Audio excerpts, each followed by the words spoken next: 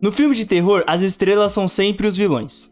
Não é à toa que temos muito bons exemplos de vilões do gênero, como o Jason, o Freddy Krueger e o Michael Myers de Halloween. Nesse episódio especial de Halloween, irei falar sobre 5 vilões diferentes do cinema de terror para vocês que querem ver algo diferente hoje. No final do vídeo, comenta aí qual desses vilões você já conhecia e qual vocês acharam mais diferente. E não deixe de se inscrever para não perder mais vídeos como esse e outros vídeos de outros conteúdos, mas todos falando sobre cultura pop, né? Eu sou o Kaique e sejam todos muito bem-vindos ao Conservatório Pop.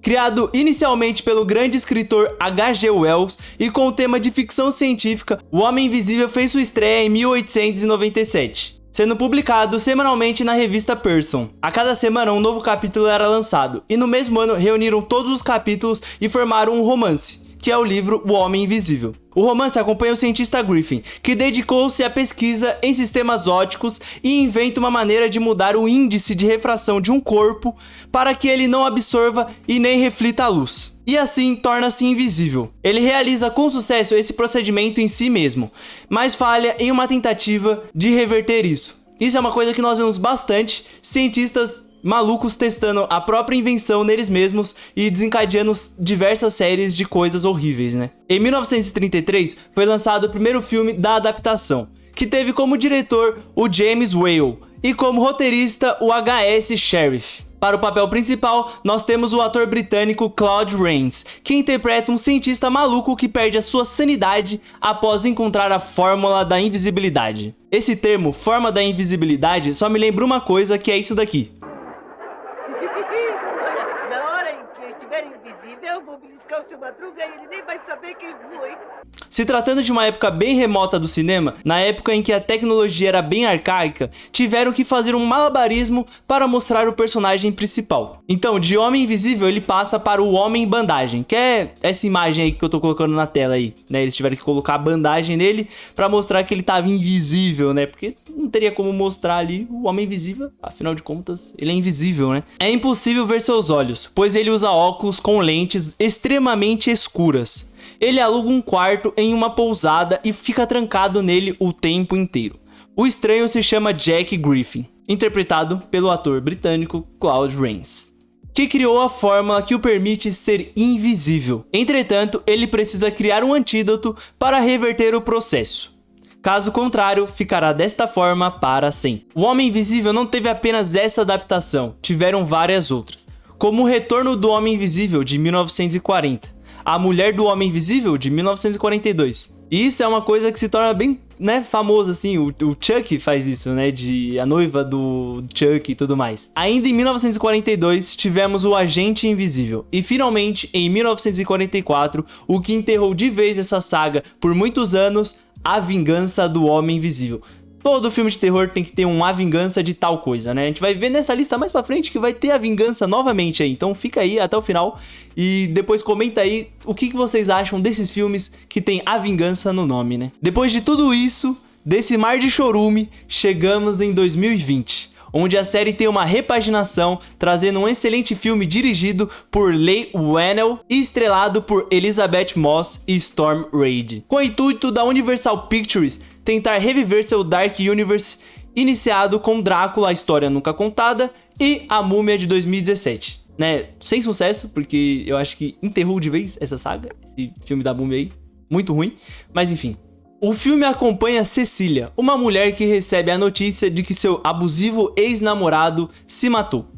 Ela decide reconstruir sua vida e melhora, mas seu senso de realidade é colocado em questão quando ela começa a suspeitar que seu ex-namorado segue vivo. Esse filme é realmente muito bom, eu assisti esse filme, eu assisti ele no cinema e teve alguns momentos ali que eu fiquei extremamente desconfortável e extremamente apreensivo. Enquanto você assiste ali, dá pra perceber isso, você fica apreensivo. Além de abordar temas muito importantes, como relacionamento abusivos e os traumas que isso pode desencadear, né? Deixa aí nos comentários o que vocês acham desse filme de 2020, até porque eles trazem um aspecto mais tecnológico para o Homem Invisível, que eu achei bem legal. Eles tiram um pouco da ciência, né? Lógico que ainda é ciência, mas eles trazem um aspecto mais tecnológico e uma explicação muito boa para como ele se torna o Homem Invisível, né?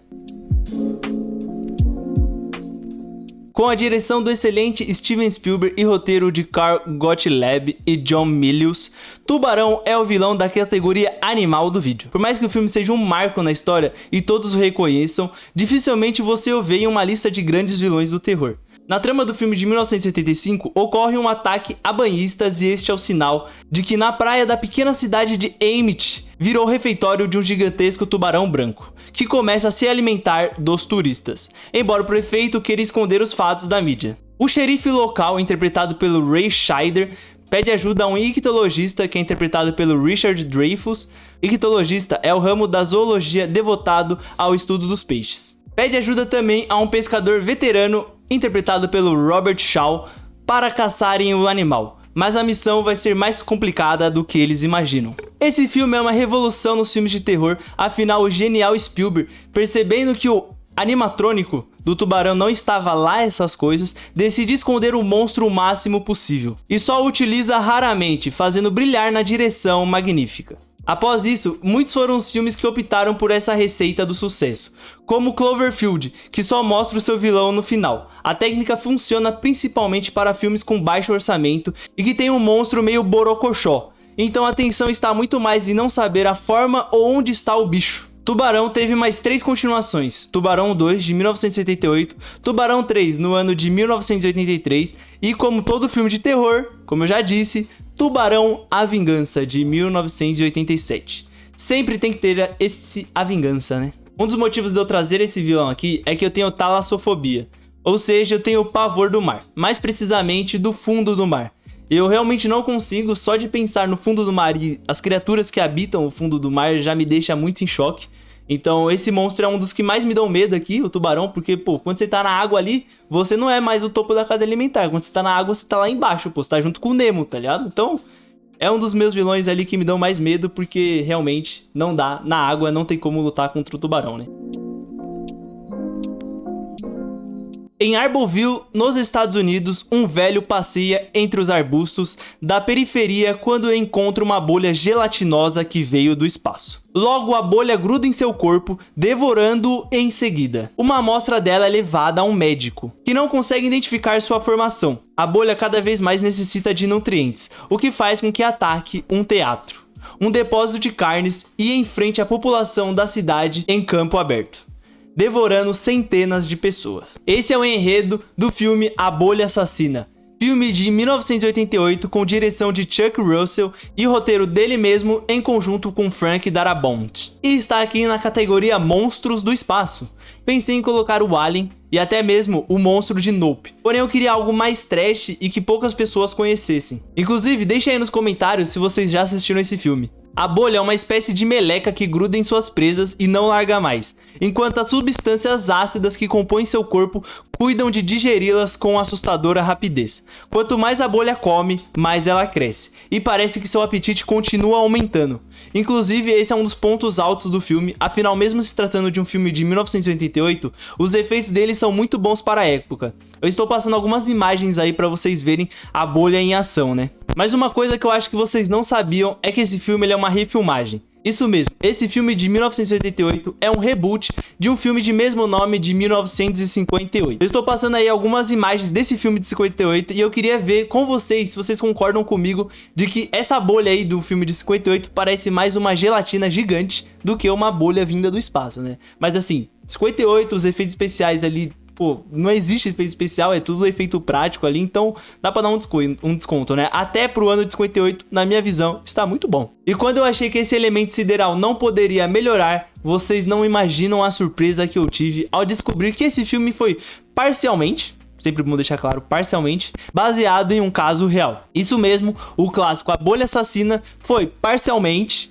baseado num acidente ocorrido em 1950, 8 anos antes do lançamento do primeiro filme. Na ocasião, um relatório de 2 policiais veteranos da Filadélfia, nos Estados Unidos, informava sobre a queda de algo do céu. Vocês imaginavam que esse filme trash teria tido uma inspiração em algum evento da vida real? Deixa aí nos comentários.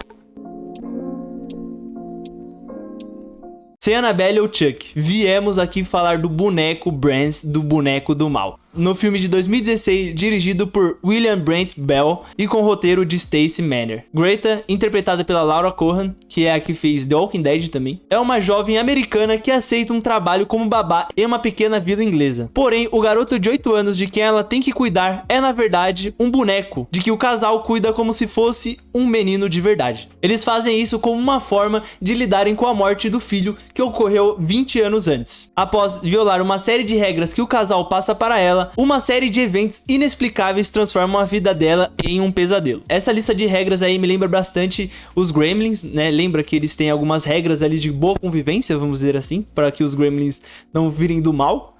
Então me lembrou bastante, né, essas regras aí do boneco do mal.